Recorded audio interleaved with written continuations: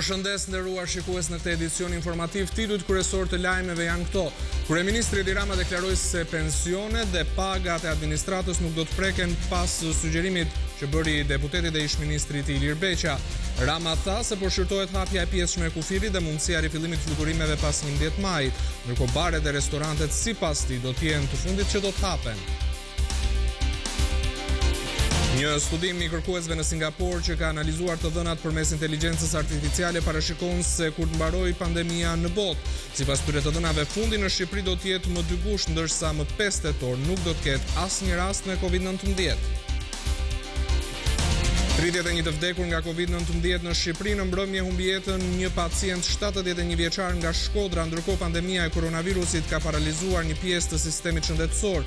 Të sëmurët kronik janë rënduar dhe janë drejtuar urgjencës QSUT, po kështu është rënduar gjendja e pacientëve që kishin planifikuar ndërhyrjet kirurgjikale, pasi në këtë periudhë kryen vetëm operacionet urgjente. Pas vendimit që shkollat të vi të hapen vetëm për 31.000 maturantë, drejtuesit e arsimit shpjegojnë për Top Channel se si do të bëhet rikthimi në banka më 18 maj. Nxënësit dhe mësuesit do të jenë në shkollë me maska, nuk do të ketë më shumë se 10 deri në 15 vet në klasë, do të ruhet distanca dhe do të bëhet dezinfektimi.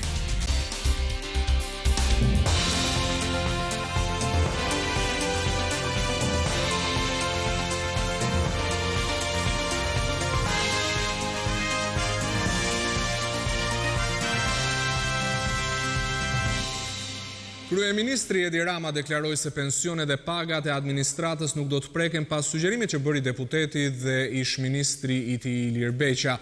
Rama tha se po shqyrtohet hapja e pjesëshme e kufirit dhe mundësia e rifillimit të fluturimeve pas 11 majit, ndërkohë baret dhe restorantet sipas tij do të jenë të fundit që do të hapen.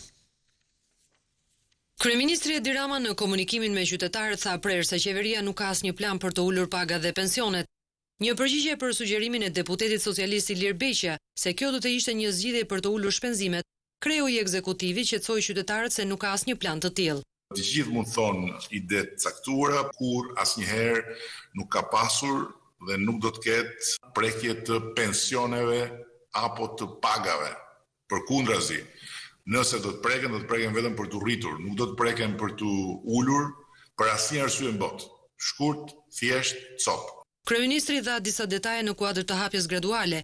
Një prej tyre ishte mundësia e hapjes toksore dhe ajrore, e thënë më qartë futja e të paktave fluturime pas datës 11 maj.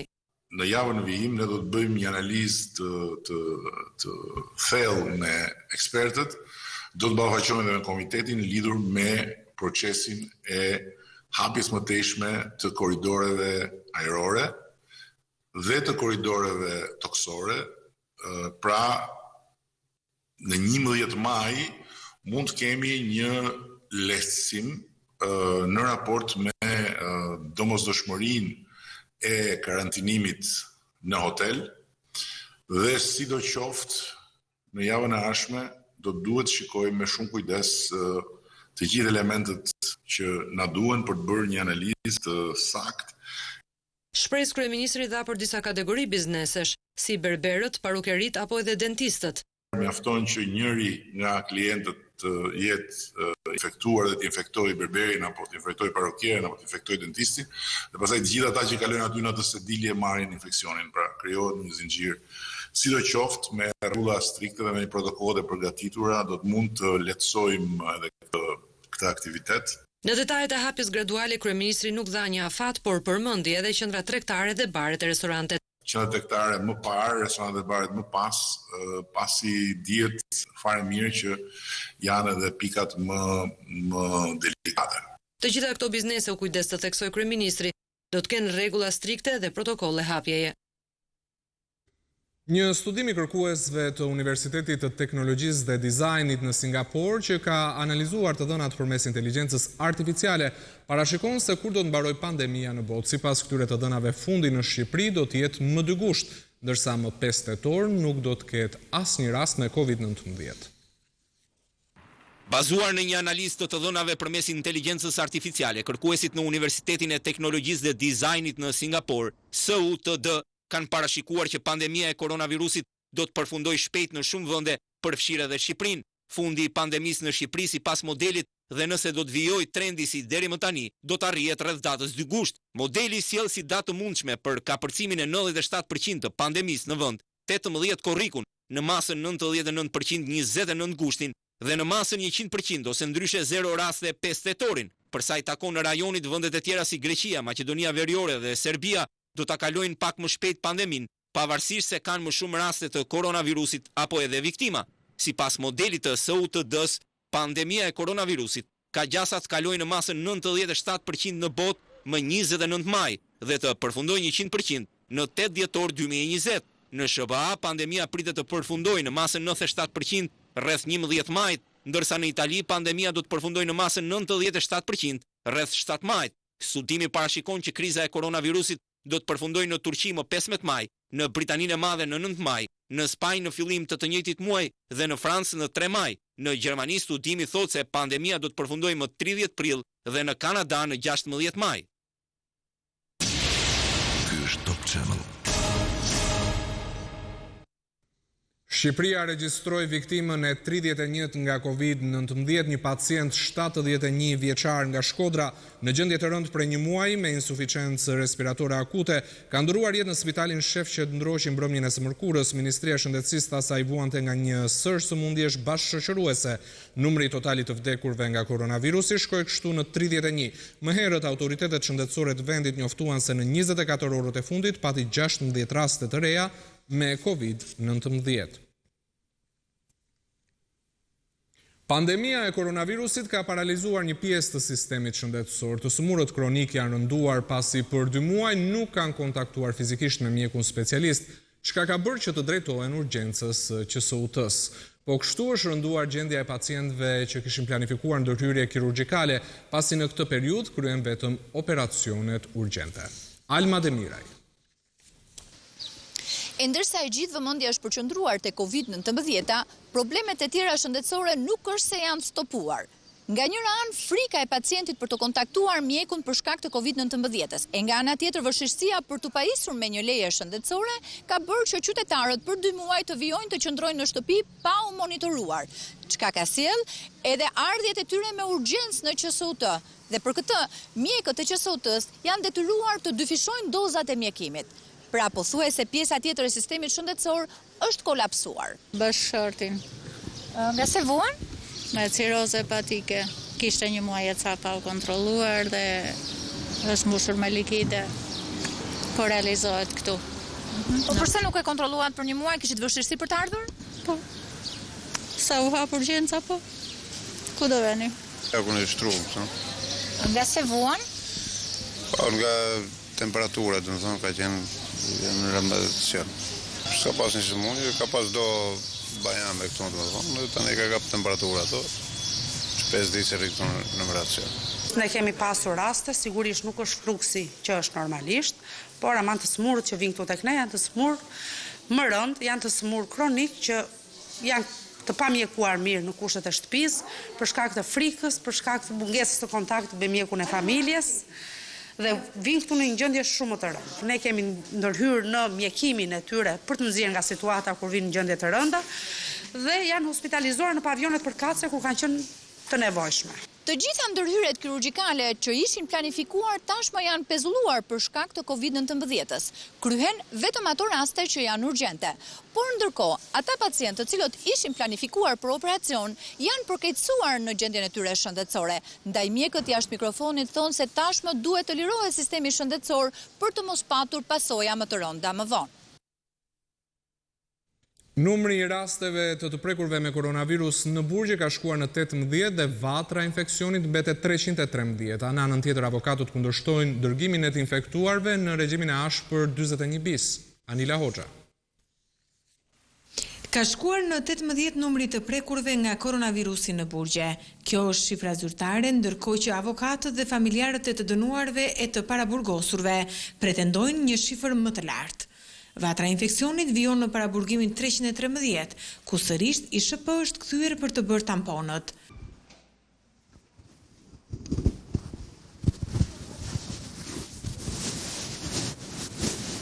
Sajmir Visha, kreu i shoqatës avokatëve penalist, kundërshton mbajtjen e të burgosurve të infektuar në regjimin e ashpër 41 bis.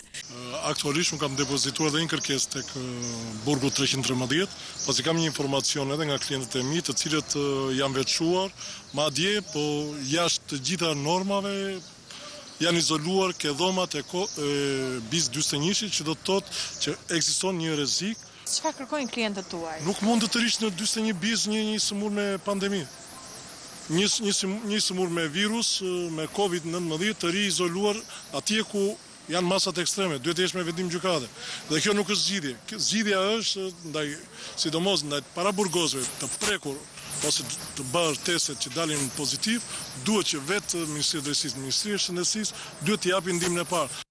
Valbona ka mbërritur në gjykat pasi është informuar nga disa të paraburgosur se i vëllai është prekur nga Covid në ambientet e 302-shit. Nuk dim Anila ku të shkojmë, nuk dim ku ta kërkojmë, nuk dim. Unë nisëm për tek burgu, na thanë e keni te 313, nuk dim ku të vemi. S'kemi asnjë të vend. Ndërkohë, avokatët të paraburgosurve që nuk përfituan qëndrim të përkohshëm në shtëpi gjatë pandemisë, me kërkesat e dorëzuara njëkohësisht në gjykat, këmbgulin tolerancë nga autoritetet për të ngjasuar veprimeve që ndërmorën burgjet jashtë vendit. Është domosdoshmëri që jo vetëm gjykatat me kërkesat përditshme që po bëjnë avokatët her pas here për zëvendësimin e masave të sigurimit, por ndoshta një ndërhyrje e vetë shtetit, e qeverisë, e parlamentit, për të gjetur një zgjidhje në këtë situatë do të ishte shumë e drejtë. Zyrtarisht mësohet se 4 qelime të paraburgosur janë futur në karantinë në paraburgimin 302 në Tiranë, ndërsa në të gjithë sistemin janë karantinuar 22 policë burgjesh, nga të cilët vetëm njëri prej tyre rezultoni infektuar. Gjatë ditës kjo ishte situata në burgun 313, ku familjarët të paraburgosurve kanë vazhduar të sjellin ushqime dhe t'i lënë në portën kryesore, nga ku merren nga efektivët, si një nga format për të parandaluar përhapjen e infeksionit. Pas vendimit që shkollat të vit hapen vetëm për 31.000 maturantë, drejtuesit e arsimit shpjegojnë për Top Channel se si do të bëhet rikthimi në banka më 18 maj. Nxënësit dhe mësuesit do të jenë në shkollë me maska, nuk do të ketë më shumë se 10 deri në 15 vjet në klasë, do të ruhet distanca dhe do të bëhet dezinfektimi. Kristi Gongo. Pas 8 javësh të ndjekjes së mësimit online në kushtet e shtëpisë, Ministria e Arsimit mori vendimin se si do të mbyllet ky vit shkollor. Të vetmit që do të rikthehen në bankat e shkollës janë klasat e 12-ta, për një periudhë 3 javore, nga data 18 maj deri më 5 qershor. E më pas 31.111 maturantë do t'i nënshtrohen provimeve të maturës në datat e përcaktuara mes 8 qershor dhe 18 qershorit. Sergio Mullaj, një gjimnazisti që është në prag të përfundimit të shkollës së mesme, tregon se ka nisur konsultimet online, por i duket më se i drejt kthimin në shkollë. Më duk i drejt, sepse na nevojitet që të kthehemi në shkollë dhe të bëjmë përsëritje gjëra që kemi marrë, gjërat më kryesore që kemi për provimet e maturës. Kemi nisur konsultimet në lëndë që kemi për provimet e maturës. Ka funksionuar shumë mirë, mësuesit po bëjnë video të ndryshme dhe na tregojnë hapat se si të ndjekim për të zgjidhur një ushtrim. Drejtoresha e Qendrës së Shërbimeve Arsimore, Rezana Vrapi, tregon për Top Channel detajet e organizimit të maturës. Do të jenë 3 javë të cilat do t'i dedikohen në fakt vetëm përsëritjeve që kanë lidhje me maturën shtetërore. Pra, nuk do të marrin tema të reja, janë përjashtuar të gjitha ato tema të cilat nxënësit i kanë zhvilluar online, testi do të jetë më i thjeshtuar. 80% e testit është në nivelin e parë dhe të dytë dhe vetëm 20% është në nivelin më të lartë. Rregullorja e maturës parashikon një nivel të kalueshmërisë nga 20% që ka qenë më përpara në 25%. Do të jetë njësoj kjo? Kjo pikë në fakt nuk ka ndryshuar, ne do vazhdojmë ta kemi 25% kalueshmërinë. Megjithatë, kushtet e zhvillimit të procesit mësimor dhe provimeve të maturës shtetërore kanë ndryshuar, nuk do të jetë njësoj si në vitet e shkuara, pasi Ministria e Arsimit po harton një plan të detajuar me masa strikte mbrojtëse për ndalimin e përhapjes së koronavirusit. Në kushtet e një pandemie, e cila ende nuk është e përfunduar, Ministria po merr të gjitha masat që do të jenë për të ruajtur jetën e maturantëve, sepse kjo është kryesorja. Në maturën shtetërore është në fakt të fiksuar distanca 1.5 metra, nuk do të jenë të populluara palestra siç kanë qenë më përpara, është detyrueshëm dezinfektimi i mjediseve, do ngrihen ekipe apo stafat për këtë pjesë, të cilët do të shikojnë zbatimin rigoroz të kushteve të higjienës, që nga uji i rrjedhshëm, mjediset e tualeteve, disinfektantët, të cilët do të janë jo vetëm tualete, por edhe në mjedisjen e provimit, dhe patjetër elementet e tjera që mund të kenë të bëjnë me maskat që do të mbajnë maturantët në fytyrë, patjetër të gjithë do të jenë me maska dhe mësuesit, cilët do të zhvillojnë orët e mësimit, orët e përsëritjes. Klasat nuk do të jenë me më shumë se sa 10 deri në 15 nxënës, pra nuk do të jetë një klasë normale. Ditët e fundit është parë një fluks i madh i mjeteve në rrugët e Tiranës, po ashtu dhe i kalimtarëve që nuk respektojnë distancën. Sipas të dhënave që Top Channel ka siguruar, vetëm në këto 3 ditë janë dhënë gati 100.000 leje 2 orëshe për të dalë nga shtëpia vetëm në kryeqytet, por që me to është abuzuar pasi qëndrimi ka qenë më i gjatë. Ndërkaq mbi 36.000 leje për lëvizjen me makinë të individëve dhe për nevojë biznesi janë dhënë në këto 3 ditë vetëm në Tiranë. Sidorela Gjoni.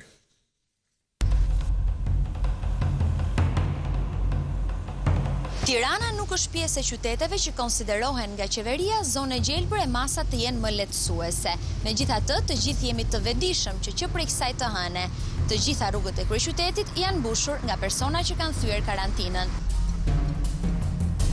Top Channel ka mësuar se 3 ditët e fundit në Albania kanë siguruar leje për dalje 172.355 persona, por kjo leje sigurisht vlen me një orar të caktuar.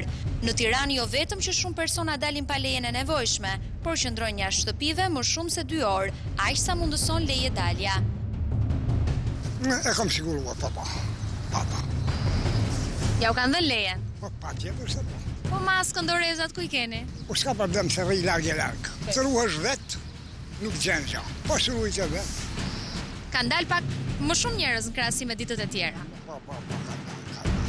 Për të bërë pazaret? Po. A mendoni që po shkelet karantina ditët e fundit në Tiranë? Po, kanë frikë më. I duket se kur ka kalu, po nuk ka kalu. Akoma. Makinat që kanë siguruar leje dalje për të udhëtuar drejt vendit të tyre të punës, 3 ditët e fundit janë 26.719. Këtyre makinave ju lejohet të lëvizin me orar të caktuar, vetëm për vajtje dhe kthim, nga ora 7 e mëngjesit deri në 8 dhe më pas nga ora 16 deri në orën 17. Makinat për nevoja biznesi, pra që realizojnë transportin e mallrave apo punonjësve të ndryshëm të kompanive në kryeqytet, 3 ditët e fundit që kanë siguruar aplikimin janë 10.287. Ndryshe nga makinat private, leja që ofron ky aplikim mund të jetë edhe 24 orëshe. Veç faktit që karantina është thyer dhe masat nuk po respektohen, siç është përdorimi i maskave, dorezave apo distancës, vlen për të theksuar se dhe aplikimet në Albania për leje dalje këtë javë kanë rënë ndukshëm në krahasim me javën e kaluar, çka tregon se të gjithë qytetarët po neglizhojnë rregullat.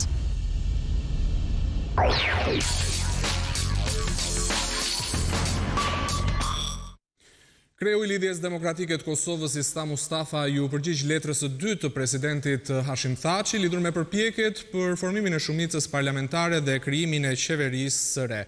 Mustafa e njoftoi presidentin për angazhimet dhe takimet intensive të LDK-s për të krijuar shumicën parlamentare, si dhe ka siguruar Thaçin se shpejt do të krijojë shumicën parlamentare dhe propozoi kandidatin për kryeministër të Kosovës. Më herët u raportua se LDK-ja arriti marrëveshjen me partinë e Ramush Haradinajt dhe listën serbe për qeverinë e re, ndërsa në negociatat do të vijojnë me partitë e tjera jo serbe, nismën dhe AKR-n e Behgjet Pacollit, për vendet që do të kenë kabinetin qeveritar.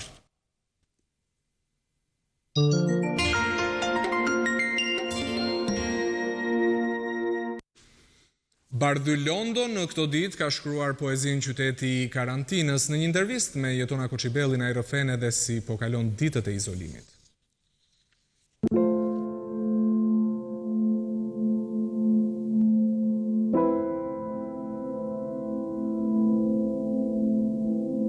Qyteti i karantinës.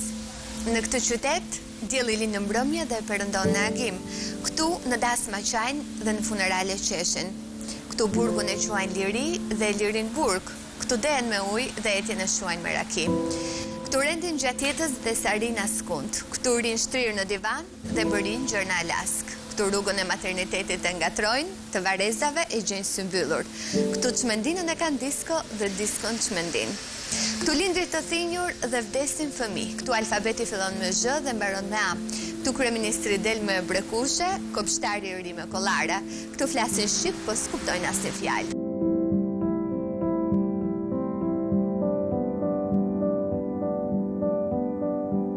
Kishit menduar ndonjëherë që do jetonit në një periudhë pandemie të tillë? Pas më shkonte kur ndërmend që mund vinte një situatë e tillë, që është një situatë sa e frikshme aq dhe absurde, se je si i dënuar dhe nuk e di pse je dënuar, çfarë faji ke bërë, që është interesant se më ka kapur në një moment karantina, që kam qenë duke rregulluar dhëmbët, dhe ai ndërpreu punën me njerë. Ka qenë produktive të paktën kjo periudhë që keni qenë izoluar në shtëpi? Këtë ciklin që kam për depresionin, për karantinën e për kështu, as mund ta bëja pa ardhur kjo, pa rënë kjo situatë.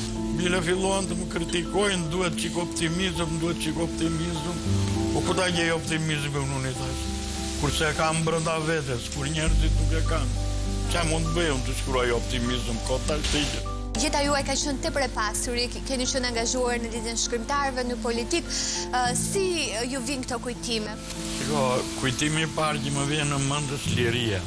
Nuk doja të rija në Tiranë, doja të ikja në Përmes, të shkruaja atje dhe shkoja për peshk. Kishim nevojë për ta provuar edhe një herë këtë situatë, që nuk na shkonte, vetëm e kishim lexuar deri tash, kishim lexuar Kamyn, të tjerë. Unë kalova një periudhë tepër të vështirë, u mbush një vit tash që u operova. Kaloi viti dhe keqja është se tash nuk shkoj dot, duhet bëj një vizitë patjetër. Nuk shkoj dot në spital sepse kam frikë nga infeksionet e nga ato tjerat. Në një krevat me vdekjen kam pjetur, të paktën për rreth një muaj, kështu gjë. Mungesën e bashkëshortes suaj e ndjeni? Unë jam habitur biles që sa shkon koha e ndjej më tepër mungesën. Sepse fillimi mbas asaj që ndodhi ishte më i lehtë për mua, ndërsa sa vjen bëhet më i vështirë. Sidomos tash në periudhën e vetmisë që jemi mbyllur brenda, është e tmerrshme që të mos kesh një ritëm këtë shkëmbeshje fjalë atje. Dhe kjo ishte gjithçka e përgatitur për këtë edicion informativ në Top Channel. Ndajemi bashkë, mirupafshim.